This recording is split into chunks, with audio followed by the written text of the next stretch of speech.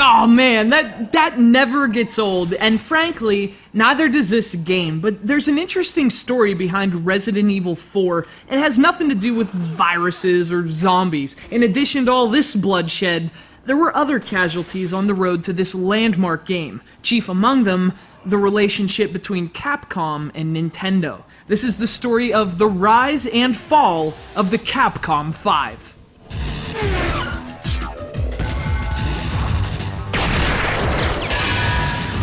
And it starts in November of 2002, almost 3 years before Resident Evil was released to retail. Nintendo's GameCube was barely a year old, and after a lackluster launch and a slow first year, the company was really trying to build momentum for 2003. And obviously, a large part of that puzzle was getting third-party support. And in one epic swoop, Capcom seemed to provide more than enough to resuscitate the GameCube.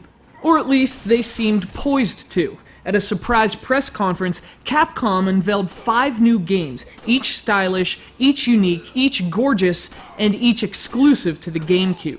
Making a statement about the regression of imagination in an increasingly unimaginative industry, they showed off 5 stunning-looking games that were, if nothing else, imaginative.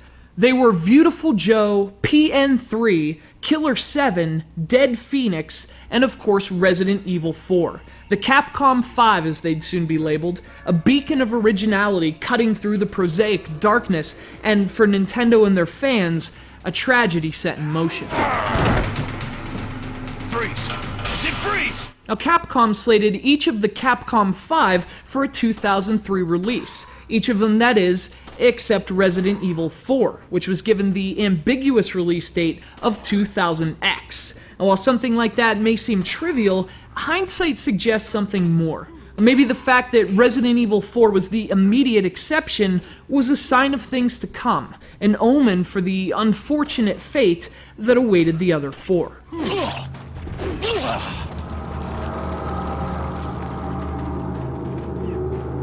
Resident Evil 4 was originally placed under the guidance of Resident Evil 2 director Hideki Kamiya.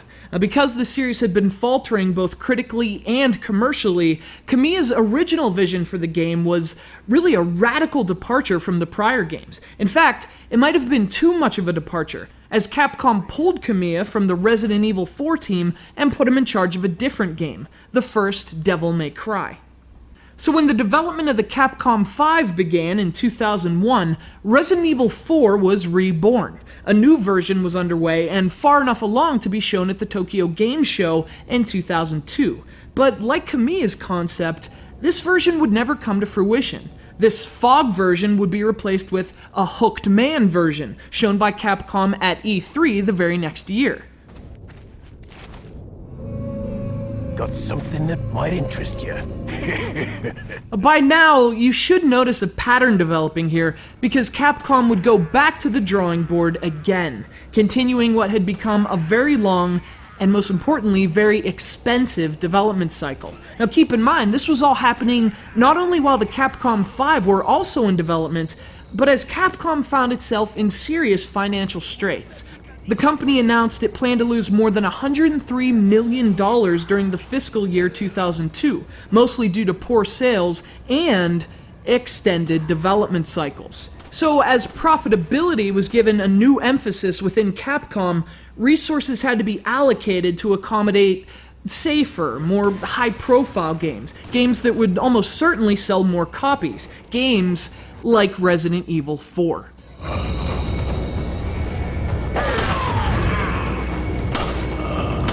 So what did all that mean for the rest of the Capcom 5? Well, you'll have to come back to find out in part 2 of our feature on the rise and fall of the Capcom 5. This is like a history lesson here on CGR Undertow.